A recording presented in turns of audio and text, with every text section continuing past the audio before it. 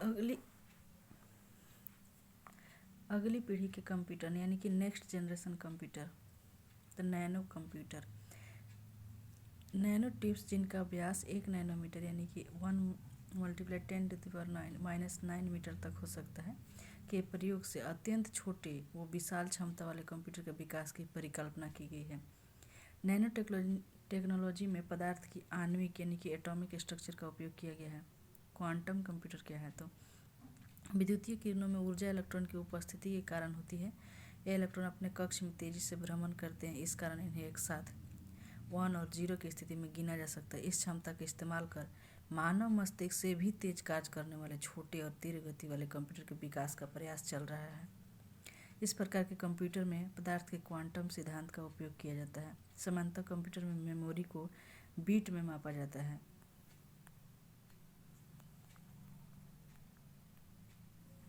जबकि quantum computer में इसे क्यूबिट मतलब क्वांटम बीट में मापा जाता है। डीएनए कंप्यूटर डीएनए कंप्यूटर में जैविक पदार्थ जैसे डीएनए या प्रोटीन का प्रयोग कर डाटा को संरक्षित व प्रोसेस किया जा सकता है। इसे बायो कंप्यूटर भी कहा जाता है। तो डीएनए कंप्यूटर को बायो कंप्यूटर भी कहा जाता है। केमिकल कंप्यूटर, इसमें गणना के लिए पदार्थ के रासायनिक गुणों व सांद्रता का उपयोग किया जाता है। अब आते हैं कार्य पद्धति के आधार पर वर्गीकरण, classification on computer, classification on working technology. तकनीक के आधार पर कंप्यूटर को 3 प्रकार में बांटा जा सकता है: एनालॉग कंप्यूटर,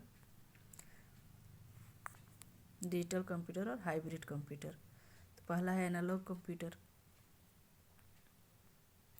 एनालॉग कंप्यूटर में क्या होता है, तो एनालॉग कंप्यूटर समय के साथ लगातार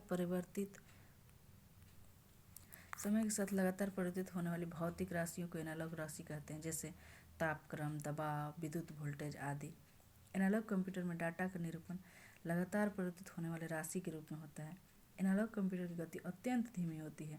इस प्रकार के कंप्यूटर अब प्रचलन से बाहर हो गए हैं। एग्जाम्पल हो जाएगा एक साधारण घड़ी, वाहन का गति मीटर यानी कि स्पीडोमीटर, वोल्ट मीटर आदि एनालॉग कंप्यूटर के उदाहरण हैं। डिजिटल कंप्यूटर, ये इलेक्ट्रॉनिक संकेतों पर चलते हैं तथा गणना के लिए द्विआधारी यानी कि बाइनरी सिस्टम 0 या 1 का प्रयोग किया जाता है। डिजिटल कंप्यूटर में डाटा का निरूपण बाइनरी रूप 0 या 1 में किया जाता है। इनकी गति तीव्र होती है। वर्तमान में प्रचलित अधिकांश कंप्यूटर इसी प्रकार के हैं। इसमें आंकड़ों के इलेक्ट्रॉनिक पल्स के रूप में निरूपित किया जाता है। हाइब्रिड कंप्यूटर या डिजिटल व एनालॉग कंप्यूटर का मिश्रित रूप है। इसमें गणना तथा प्रोसेसिंग के लिए डिजिटल रूप का प्रयोग किया जाता है, जबकि इनपुट तथा आउटपुट में एनालॉग संकेत का उपयोग होता है। इस तरह के कंप्यूटर का प्रयोग अस्पताल, रक्षा क्षेत्र व विज्ञान आदि में किया जाता है। अब 4th नंबर है आकार और कार्य के आधार पर वर्गीकरण, मतलब classification based on size and work. तो आकार और कार्य के आधार पर कंप्यूटर को मेन फ्रेम, मिनी, माइक्रो तथा सुपर कंप्यूटर में बांटा जाता है। Personal computer, notebook, netbook, tablet, laptop, work station तथा पाम टॉप आदि माइक्रो कंप्यूटर के ही विभिन्न रूप हैं। तो mainframe computer, mainframe computer में मुख्य कंप्यूटर एक केंद्रीय स्थान पर रखा जाता है जो सभी डाटा और अनुदेशों को स्टोर करता है। उपयोगकर्ता यानी कि डम टर्मिनल के माध्यम से मेन फ्रेम कंप्यूटर से जुड़ता है। जो उपयोग करता है वो डम टर्मिनल के माध्यम से मेन फ्रेम कंप्यूटर से जुड़ता है तथा केंद्रीय डाटाबेस और प्रोसेसिंग क्षमता का उपयोग करता है। मेन फ्रेम कंप्यूटर आकार में काफ़ी बड़े होते हैं। इनकी डाटा स्टोरेज क्षमता अधिक होती है तथा डाटा प्रोसेस करने की गति तीव्र होती है। मेन फ्रेम कंप्यूटर से जुड़कर एक साथ कई लोग अलग अलग कार्य कर सकते हैं, अतः इसे मल्टी यूजर कंप्यूटर भी कहा जाता है। इसमें ऑनलाइन रहकर बड़ी मात्रा में डाटा प्रोसेसिंग किया जा सकता है। मेन फ्रेम कंप्यूटर में 2 या अधिक माइक्रो प्रोसेसर को एक साथ जोड़कर प्रोसेसिंग क्षमता बढ़ाई जाती है। इनमें सामान्यतः 32 या 64 बिट माइक्रो प्रोसेसर का प्रयोग किया जाता है। मेन फ्रेम कंप्यूटर में टाइम शेयरिंग तथा मल्टी प्रोग्रामिंग ऑपरेटिंग सिस्टम का प्रयोग किया जाता है। मेन फ्रेम कंप्यूटर का उपयोग बड़ी कंपनियों जैसे बैंक, रेलवे आरक्षण, रक्षा, अनुसंधान, अंतरिक्ष विज्ञान आदि के क्षेत्र में किया जाता है। मेन फ्रेम कंप्यूटर का फिगर देख सकते हैं।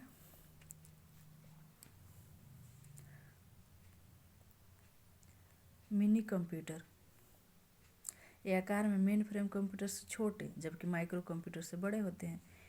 मिनी कंप्यूटर का आविष्कार 1965 में डीईसी नामक कंपनी ने किया था। डीईसी मतलब डिजिटल इक्विपमेंट कॉरपोरेशन ने किया था। इसमें एक से अधिक माइक्रो प्रोसेसर का प्रयोग किया जाता है। इसकी संग्रहण क्षमता और गति अधिक होती है। इस पर कई व्यक्ति एक साथ काम कर सकते हैं, अतः संसाधनों का साझा उपयोग होता है। उपयोग यात्री आरक्षण, बड़े ऑफिस, कंपनी, अनुसंधान आदि में। एम्बेडेड कंप्यूटर, तो एम्बेडेड कंप्यूटर क्या है? तो किसी उपकरण जैसे कि television, washing machine, microwave, car आदि से जुड़ा छोटा कंप्यूटर जिसे किसी विशेष कार्य के लिए तैयार किया जाता है, एम्बेडेड कंप्यूटर कहलाता है।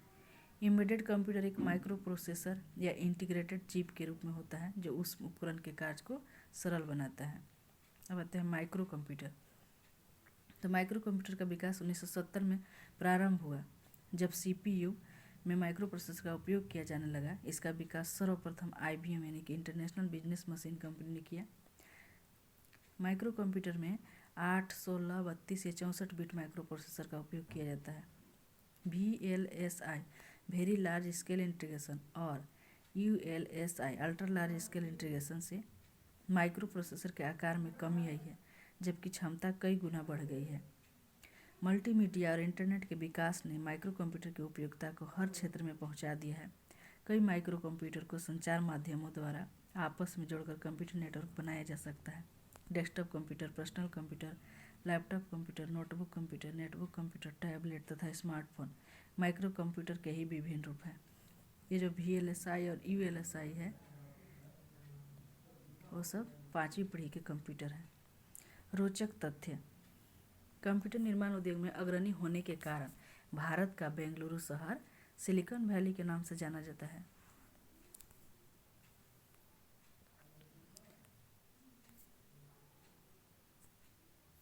माइक्रो कंप्यूटर का उपयोग घर, ऑफिस, विद्यालय, व्यापार, उत्पादन तथा मनोरंजन, चिकित्सा आदि अनगिनत क्षेत्रों में इसका उपयोग हो रहा है। पर्सनल कंप्यूटर,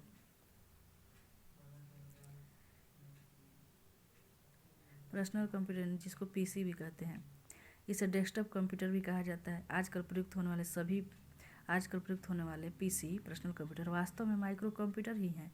इसमें कीबोर्ड, मॉनिटर तथा सिस्टम यूनिट होते हैं। सिस्टम यूनिट में CPU central processing unit, memory तथा अन्य हार्डवेयर होते हैं। यह छोटे आकार के सामान्य कार्य के लिए बनाया गया कंप्यूटर है। इस पर एक बार में एक ही व्यक्ति यानी कि सिंगल यूजर कार्य कर सकता है। इसी कारण इसे पर्सनल कंप्यूटर कहा जाता है। इसका ऑपरेटिंग सिस्टम एक साथ कई कार्य करने की क्षमता वाला मल्टीटास्किंग होता है। PC को टेलीफोन और मोडेम की सहायता से आपस में या इंटरनेट से जोड़ा जा सकता है। कुछ प्रमुख PC निर्माता कंपनी हैं जैसे IBM, Lenovo, Apple, compact, zenith, SCL, HP, Hewlett Packard. उपयोग कहाँ पर होता है पर्सनल कंप्यूटर का? तो PC का विस्तृत उपयोग घर, ऑफिस, व्यापार, शिक्षा, मनोरंजन, डाटा संग्रहण, प्रकाशन आदि अनेक क्षेत्रों में किया जा रहा है। PC यानी कि पर्सनल कंप्यूटर का विकास 1981 में हुआ जिसमें माइक्रो प्रोसेसर 8088 का प्रयोग किया गया। इसमें हार्ड डिस्क ड्राइव लगाकर उसकी क्षमता बढ़ाई गई तथा इसे PC XT यानी कि पर्सनल कंप्यूटर एक्सटेंडेड टेक्नोलॉजी नाम दिया गया। 1984 ईस्वी में नई माइक्रो प्रोसेसर 80286 से बने PC को PC-AT यानी कि पर्सनल कंप्यूटर एडवांस टेक्नोलॉजी नाम दिया गया। वर्तमान पीढ़ी के सभी पर्सनल कंप्यूटर को PC-AT ही कहा जाता है। वर्क स्टेशन क्या है? वर्क स्टेशन यह एक शक्तिशाली PC है जो अधिक प्रोसेसिंग क्षमता, विशाल भंडारण और बेहतर डिस्प्ले को ध्यान में रखकर बनाया जाता है।